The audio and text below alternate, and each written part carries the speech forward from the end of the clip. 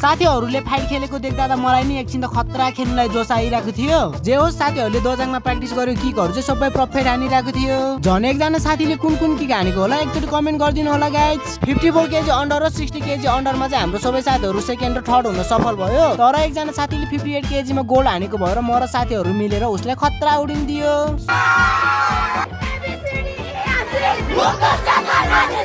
सबै केजीको गेम सक्ने बित्तिकै यहाँ चाहिँ एउटा टिम आएर छोटो मिठो प्रदर्शन देखाउन थाल्यो। यस्तो प्रदर्शन देखाउने टिमलाई के भनिन्थ्यो मैले त भुसुकै बिर्सेछु। अरू भन्दा नि मलाई चाहिँ यो सानो भाइले उल्टी हानेको चाहिँ खतरा मन पर्यो। हाम्रो टिमले आजको गेममा मेडल र प्रमाणपत्र यति लिएर आउन सफल भएको रहेछ।